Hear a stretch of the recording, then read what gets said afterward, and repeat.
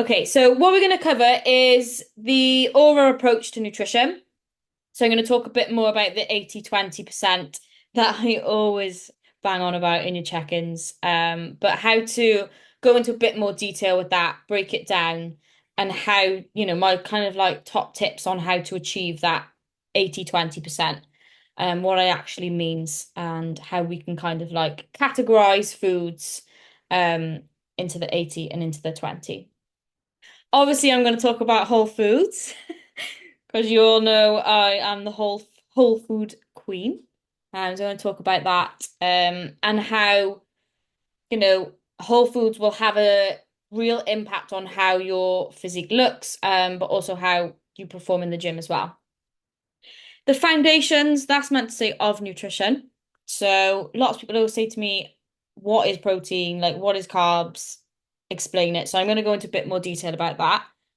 Build in balanced meals. So if you don't want to stick to your meal plan or you're away with work or you're somewhere having food, how to best put meals together to try and stick within your daily macros and supporting your goals.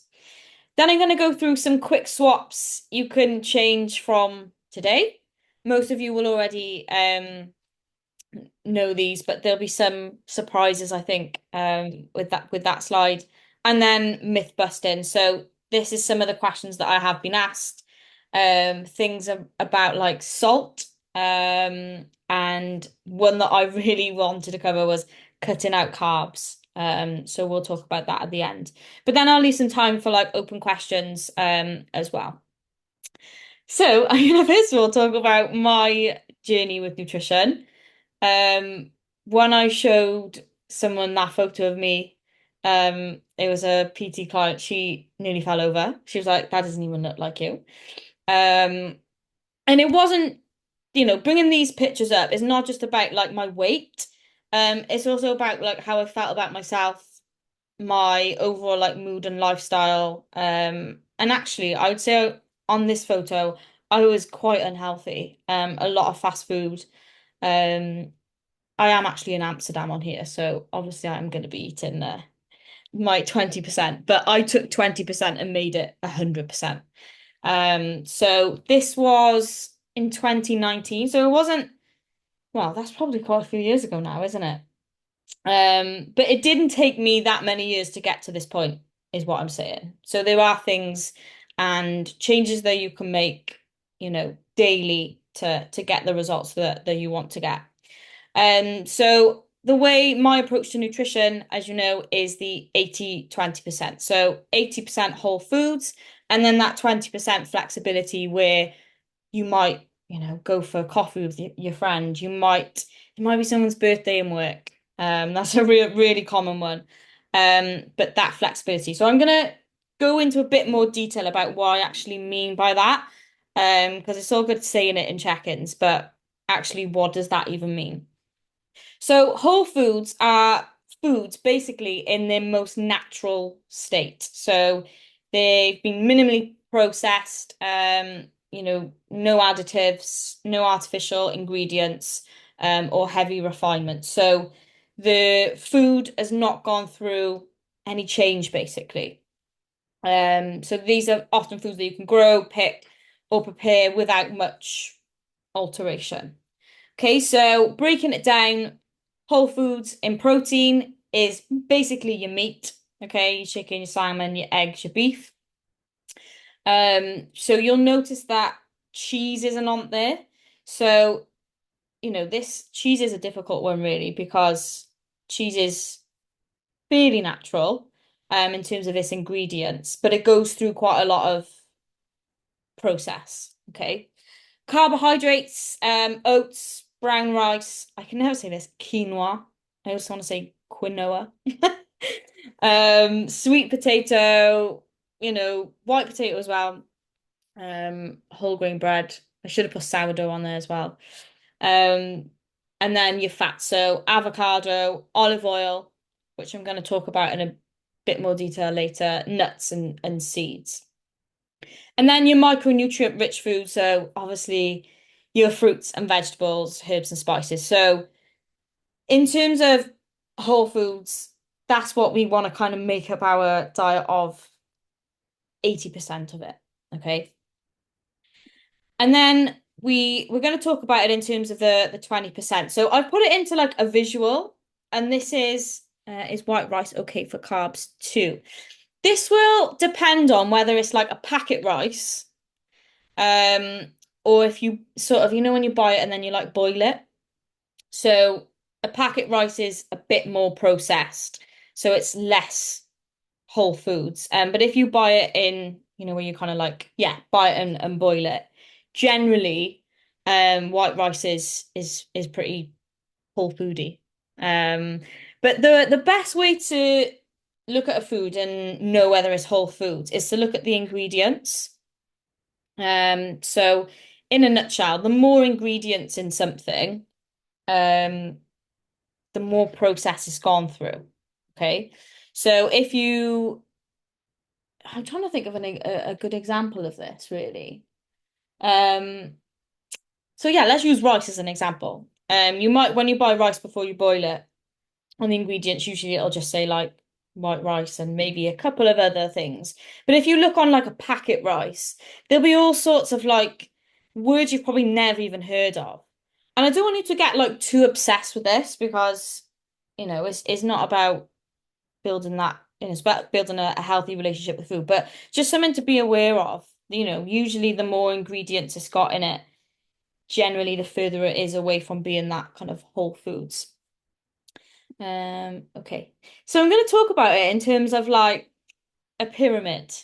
Okay, so this is the easiest way really I can describe it is that the bottom of the pyramid, so the thing that we should have the most is obviously your whole foods.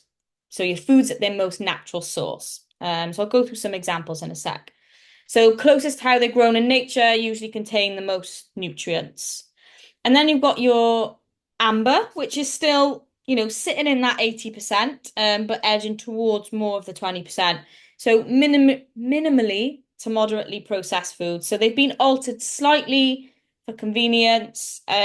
So an example of this could be like, when you get like packet chicken that is already cooked, that'll be sort of going, more into that amber, sometimes potentially in the red as well. So they can still fit into that healthy lifestyle, but it shouldn't make up your whole diet as well. And then red, your highly processed foods, which have been heavily altered with added sugars, oils, or preservatives. So often quite calorie dense foods. However, it's not to say that you have to cut all of this out. So this is why I've given you that little 20% where you might go for coffee with your friends, for example.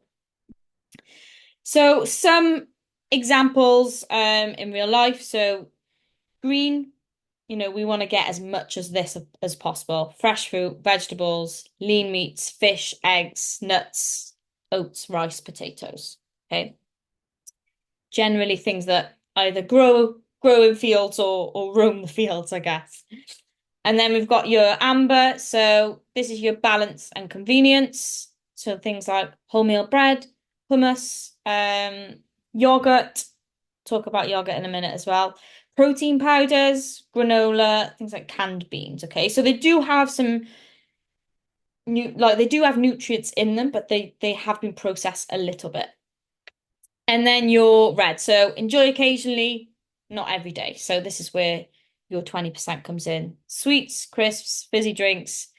One of my favorites, pastries. That's always my 20%, if I'm being honest. Fast food and then ready meals. Okay. So that's kind of visually. So I'm going to talk about 80-20%. That's what I want you to think about. Any questions on that? I think we've got questions in the chat actually. Oh no, it's just Chloe. Uh, any questions on that? Obviously, you can, if you don't want to ask you can always ask me in your check-ins and things like that. So I'm going to go over what I mean by macros. So, lots of people have heard of these terms. But what does it actually mean? What does it do for our body? So protein, this is where you build your strength, your recovery, and obviously this is what builds the muscle. Oh, got a question. Does your 20% still fit into your daily calories? Yeah, if possible. There will be things like if you're going out for a meal, um, generally, we want to keep as close to your daily calories as possible.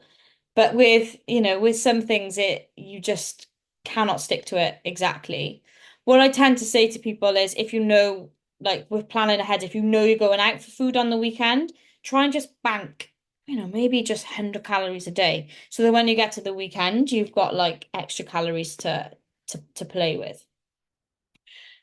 So talking about protein, yeah, so strength, recovery, and that's what's gonna build build that lean muscle that we always talk about. And then carbs. So this is your energy and performance. Without carbs, it is very difficult to have any energy. So I'll talk on that later.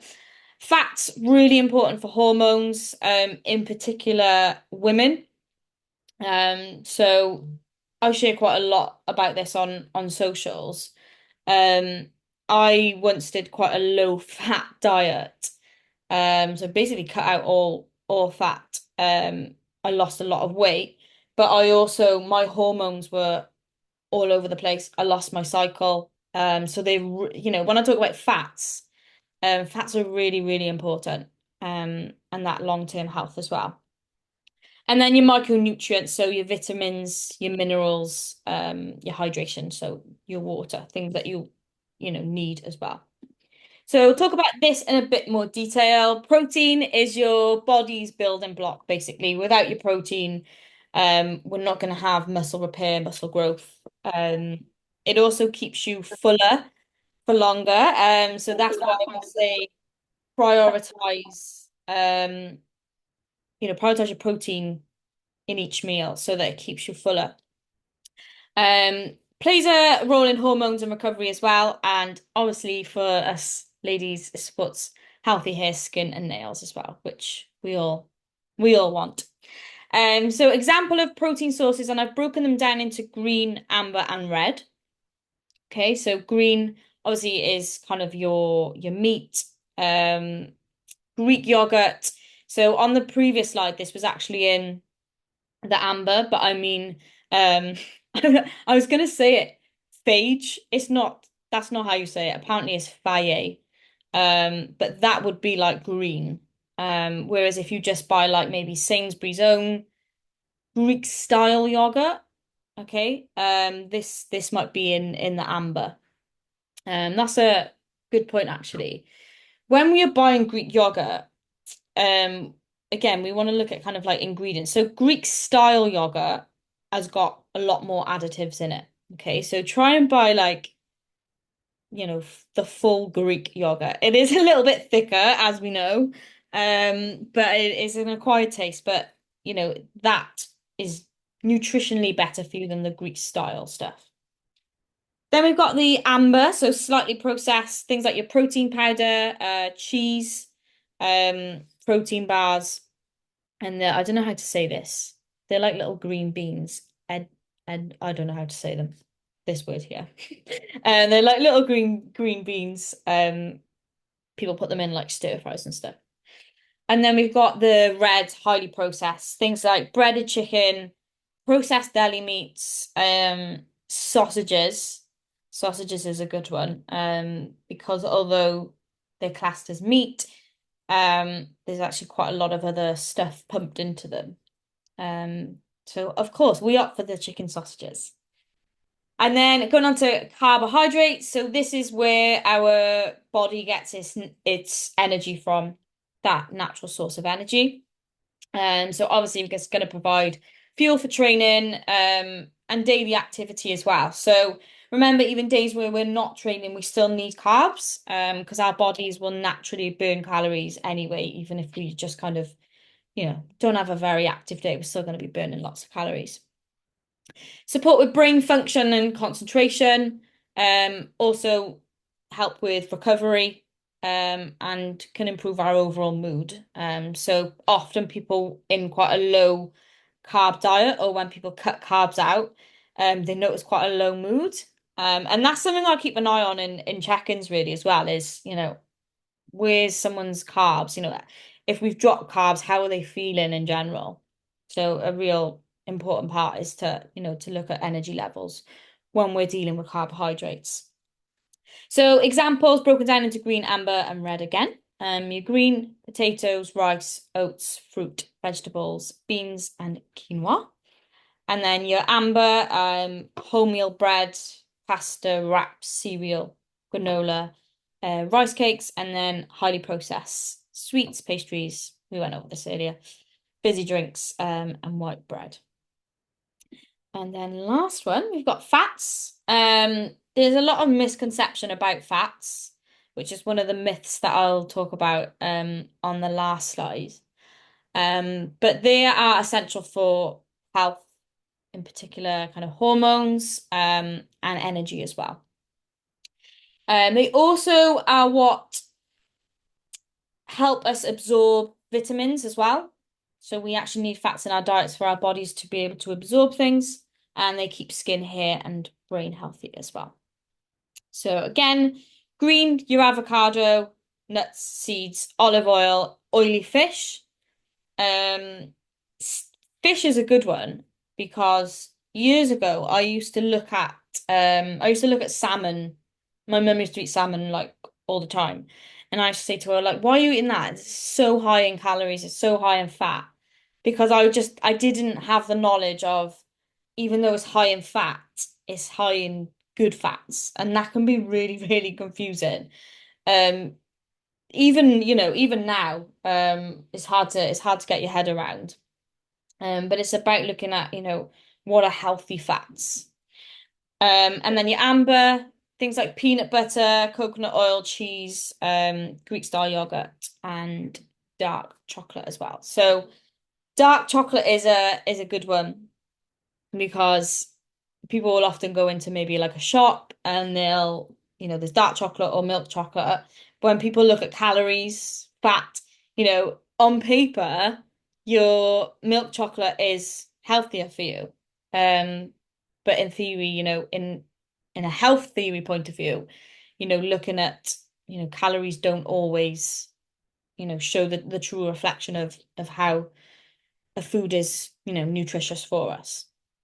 And then obviously red, your fried foods, pastries, packaged snacks as well, butter heavy spreads, processed cheese and things like your dairy.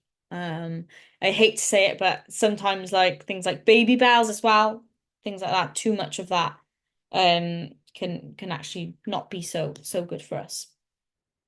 So putting this into, I know, Chloe, the baby bells is a sad day. But that's not to say, that never have these. It's about having things like in moderation.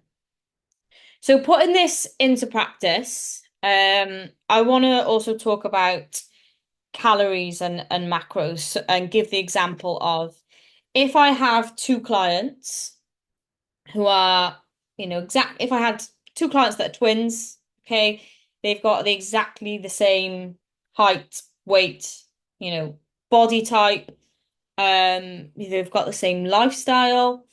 I give one twin a whole foods only diet or the 80-20%, and I give twin two, you know, free range. She can eat what she wants. But I give them the same calories, okay? Even the same macros. In theory, that'd be quite difficult. Um, Twin one, her physique is always gonna look better and perform better than twin two. Okay, so the quality of what you're eating, the quality of the calories that you're putting into your body is what's important. Okay, so really important when thinking about when putting meals together. But how do we do this in a healthy way without slipping into that poor relationship with food? But also make it easy for ourselves as well, because I know tracking nutrition can be a chore. It can feel really difficult. And it can almost feel like we're constantly thinking about food. So I've put it into a diagram, which you would have seen something similar before, probably on your onboarding videos and check-ins and things like that. We want to think about splitting your plate into three. The main bulk of your plate is going to be, your protein and your veg. Okay, and then we do also want to incorporate some healthy fats. That can be quite difficult, because obviously if you don't like avocado, you know, but things like using olive oil when you're cooking, that is healthy fats as well. Um, Cheese, okay. Having a little bit of cheese on things, which is also fairly enjoyable. So just trying to think about that when you're putting meals together. Okay, so if I've put something on your meal plan and you're just not quite vibing it, you're just not quite feeling it, think about if you are putting your own meal together, how can I follow this? And then I've put together some quick swaps, which I know probably the majority of you already do, but just some quick swaps that you can make. It's not to say that you must never, eat whole grain bread, but swapping that for sourdough is going to change, the nutrients, when you consume. And then I tried to get a picture of Fry Light. Um, Jason's love heart, absolutely. Although I don't know if it's like I bet Tilly's like that. Oh no, it's Ellis. Um, I don't know if I need to stop telling clients about sourdough because every time I go to the supermarket, it's always out of stock. I can never ever get. Yeah, I blame Tilly for this, but Jason's sourdough is just divine, and they do all different ones now. And I when I eat normal bread now, I don't enjoy it as much. And I don't know if that's just because my body's like used to the sourdough now, but just making that little swap. Um, so if you when you do go to the supermarket next, have a look at ingredients on a normal loaf of bread and then have a little look at Jason's. The difference is crazy, really. And as I said, I read ingredients, I have no idea what half of it even means, which is scary. The next one is Frylight. So Frylight was quite a popular one this is like a swear word now, in the Slimming World era. It was 1 cal spray, lower calories, and I still used Frylight up until probably about 18 months ago. So it's not like something, we've probably all got it in our cupboards. But actually swapping that for olive oil, okay. Um, yes, there's more calories in olive oil, but the nutrient value is completely different. And olive oil is actually really good for you. There's lots of things online about taking a spoonful of olive oil every day, the health benefits that it can have. So, not expecting you to do olive oil shots in the morning, but use it for your food. Use it sparingly. I'm not saying start pouring all this olive oil into your food, and actually your food will taste better. You can also use it as like on salads and stuff like that. But yeah, make that swap. Okay. Um, the fry lights, yeah, there's just a lot of chemicals in them, which they definitely didn't tell us about at Slimming World. And then the last one is like a protein bar slash cereal bar. Um, Swap it for, I'm gonna say it, Greek yogurt. Greek yogurt doesn't have to just be Greek yogurt and fruit. Think about adding some honey to it, some dark chocolate.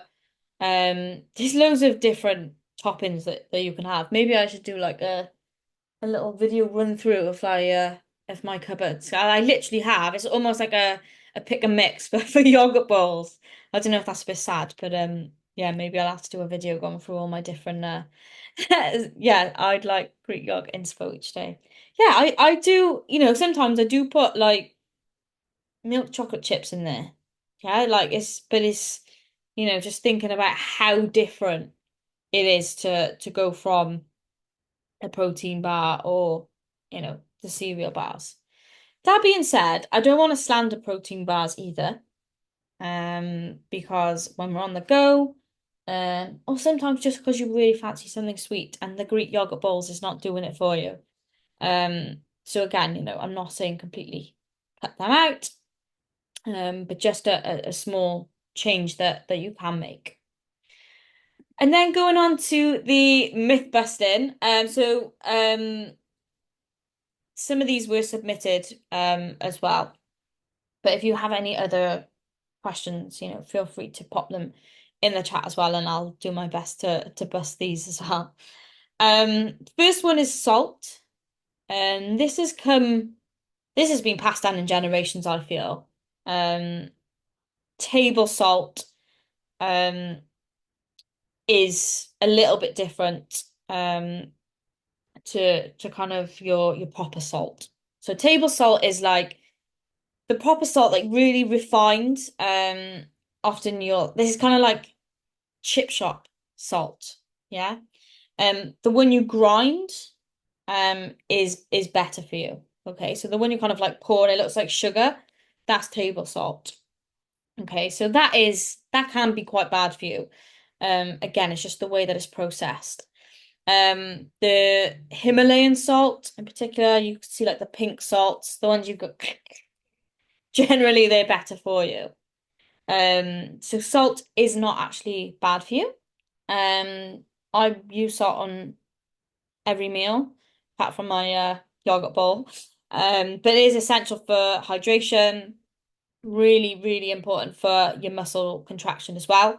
So if you've had quite a highly salted meal and you go into the gym, and you have a really good session, often they'll make you look really like veiny and pumped. So yeah, that's a little trick of the trade. But yeah, only limit it if you do have high blood pressure or specific health issues. So if you've been told by a health specialist, doctor, that you've got quite high blood pressure, then you do want to minimize salt. Okay, so I'm not expecting everyone to have the Sunday dinner with like a mountain of salt. But actually, salt is really good for your hydration. If you think about people who do a lot of running and they take like electrolytes, you can even get like little salt sweets. Um, Runners are actively encouraged to take electrolytes or these little salt tablets. So that just goes to show, it is a myth that the salt is bad for you, and we do need it for hydration. Myth two, cutting carbs will make you lose weight. There is an element of truth in that. Um, of course, if you cut out all carbs, the scales probably will go down. Because carbs are what kind of like help store water in the body. So yeah, if we're talking scales, um, yeah, if you cut them out, you may lose a couple of pounds on the scales. However, it won't be sustainable as soon as you eat carbs again, because it is impossible to cut it out for the rest of your life. Um, the scales will just go back up. And this is where we get our main energy source. And as we know, weight loss comes from a calorie deficit, not cutting out a macronutrient or a certain food group. So yeah, that's quite a popular one in the old fad diet stage. And then the last one, eating fat makes you fat. So I have kind of touched upon this already.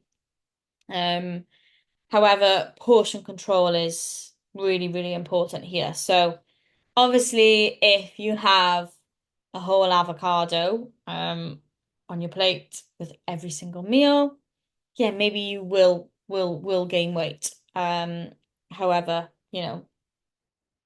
um, we do need healthy fats, and there are different fats. So when I'm talking about, you know, the processed fats, so things like, chocolate crisps, the good stuff, basically. Eating that, does make you gain weight. But having a bit of cheese, having a little bit of halloumi on the side of your meals, things like that, like that is not going to cause you to gain weight. You do need that, especially as a woman. So that's what I've got in terms of slides. I'm just gonna go back to kind of this slide now, and talk through about how to use your app or how to use me, to utilize kind of what I've said today. I know moving over to the new app was a little bit of a learning curve for everybody. I feel like we've got it to a place where we're happy with it now. But um, how can you use what I've just talked through in your tracking, in your day-to-day um correspondence with me as well? So obviously there's different ways of tracking. Lots of, I think we've grown up in a culture, and this has gone on for years, where MyFitnessPal has been used. And I have no qualms with MyFitnessPal, as you know. But it can feel quite draining to use MyFitnessPal every day, to constantly be looking at calories, putting them into your phone. So what I want for all of you is to get to a stage where we don't have to use MyFitnessPal. We are going to maybe have to weigh things now and again, but I want you to all get to a point where, yeah, I'm going to say this quite confidently, where you don't actually have to track in terms of, using MyFitnessPal. Um, Claire actually asked me the other day about tracking, and I said to her, I don't know if she wanted to punch me in the face, but I said, "Oh, I don't actually track my food anymore," and that is the truth. Um, that is, I can kind of look at a plate now and know roughly the macros. And it has taken me a while to get to that, but I want that equally for all of you as well. I think it can be quite draining, and it can really have like strain your relationship with food, and kind of the approach with that. It can, make you feel guilty about eating out. So yeah, I want you to all get to a point of that, which is kind of why I'm running these masterclasses, to educate, because this is the stuff you're going to take forward with you. Regardless of coaching or not, you're always going to use this now going forward. And then lots of you, I know Tilly utilizes this quite a lot as well. Use our chat as a food journal if you haven't got time to sit down and track. If you're, I don't know, you're away with work and you've got to pick up a meal deal, that this happens. Ask me a question. If you're going out for food and you want me to have a little look through the menu, as much as I don't want people to think I'm, controlling your whole life. It is, that's what I'm here for, essentially. Petition to bring back food journal. Yeah, this is something I have asked them to add. However, it's probably easier to use the individual chat. I'm not saying put it in the group chat because we'll have too many photos in there, but you've all got my work number. Um, spam away. This is what I always say is, that's if you want to send them at 3 o'clock in the morning, fine. Um, Spam away. Another thing I wanted to cover, which I haven't put on the slides, is that like all or nothing mentality, that it's quite easy to slip into. So if you've got lots of like social plans, it's quite easy to like write the week off and say, well, I've already ruined it by going out for food last night, or I've got lots of stuff coming up this week, so I may as well just write the week off. And I don't want, again, anyone to have that kind of mindset around, all or nothing. Um, we are gonna have meals out, we are gonna go off plan, and that's fine. I don't expect people to be a robot. I'm certainly not, as you know. So always just thinking about that stick to that 80-20% where you can. Also talking about, I get this question a lot, usually with new clients, about like cheat meals. Um, and again, I want you all to, sorry, Ralph is barking like a lunatic for some reason. I want you all to get to a point where you don't even to think about having a cheat meal. Um, you can make meals at home that you enjoy, but also, that feel like a bit of a treat.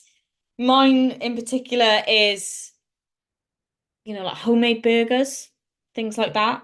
So you don't have to, I think I've just got Tilly is texting me. I didn't know if my signal dropped then.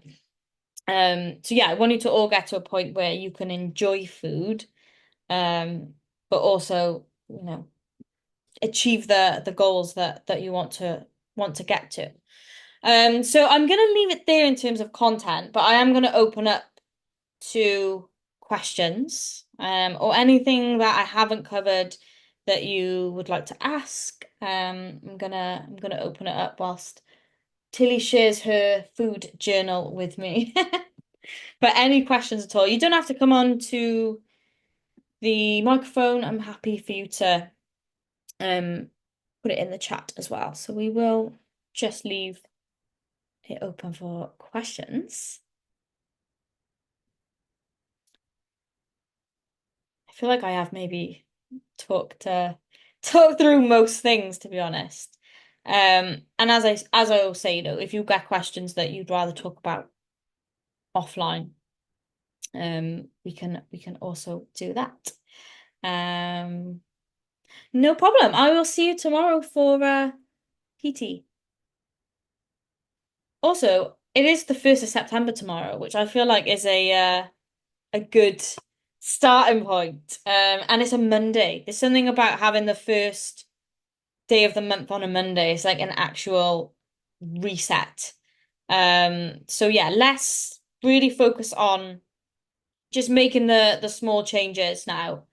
And yeah, just getting that healthy relationship with food, which I know is difficult, and I know nutrition is definitely the hardest part of it all. They had Uh, that unbelievable season last season, and mute a second. Nutrition is definitely the hardest part. We have a question. Is it okay to have a sweet treat once a week that doesn't fit into our calories to hit that craving, like an M&S stuffed cookie? I know you love the M&S stuffed cookie. My answer to this is yes. Yeah, my answer to this is yes. Um, However, I do think that the closer you stick to your macros, the quicker you do see results. And that is, I say that from experience, is that anybody who knows me knows I absolutely love pan au chocolats. Like it's a bit weird how much I love pan au chocolats. I even have I had once had pajamas with pan au chocolats on it. So I do have a pan au chocolat every now and again. I probably don't have one once a week. But some weeks, definitely when it's like Demon Week approaching, I do have one. But the closer you stick to it in terms of your macros, the quicker you will see results. So yeah, that's a bit of a vague answer, I guess.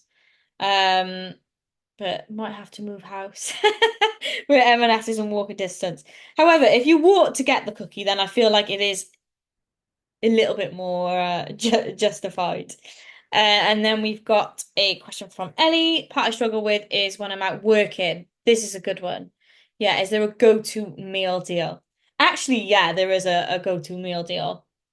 Um, I like to use Tesco as an example because I feel like Tesco have quite a good range. So you want to go for quite a high protein sandwich with not a lot of ingredients in it.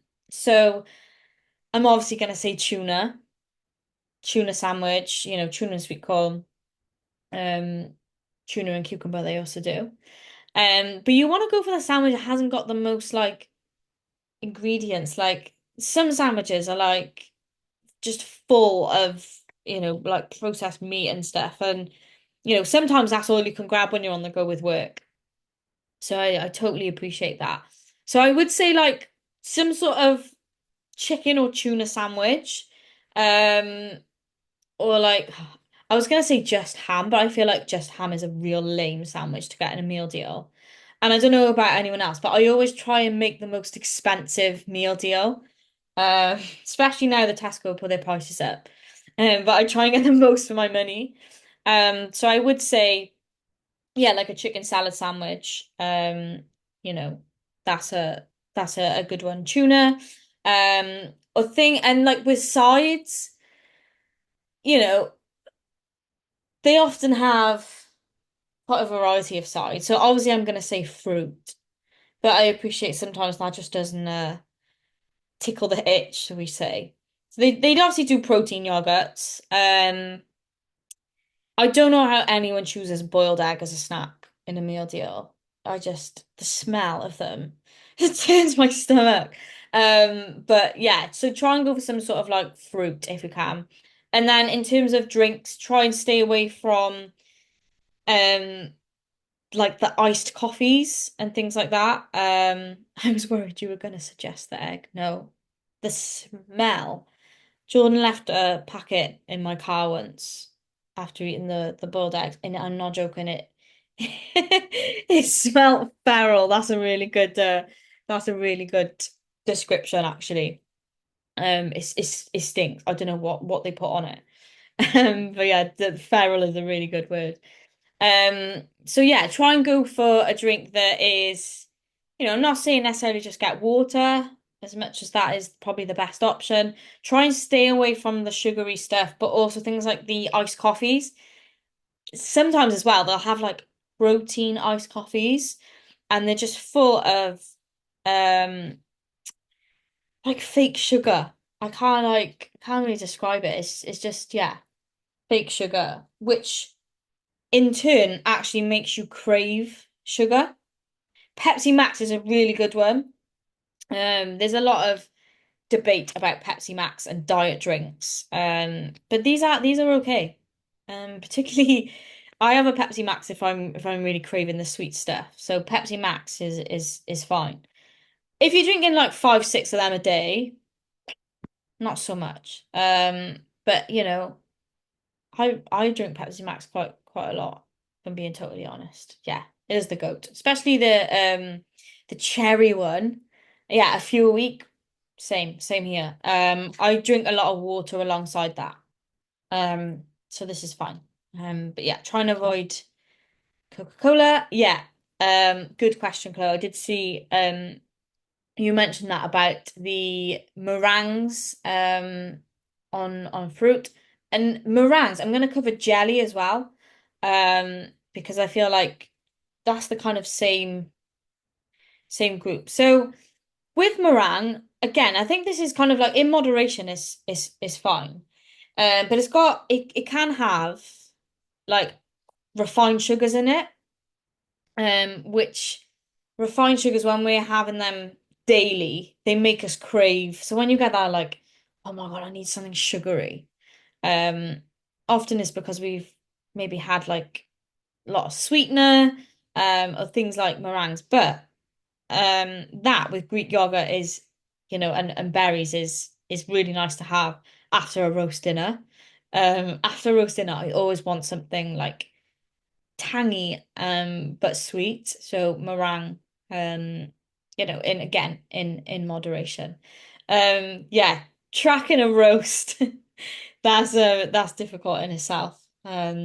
Even with the feature on the app where you take a picture, I don't quite know how that works and how accurate it is. But yeah, with roast dinners, I could murder a roast dinner actually thinking about it.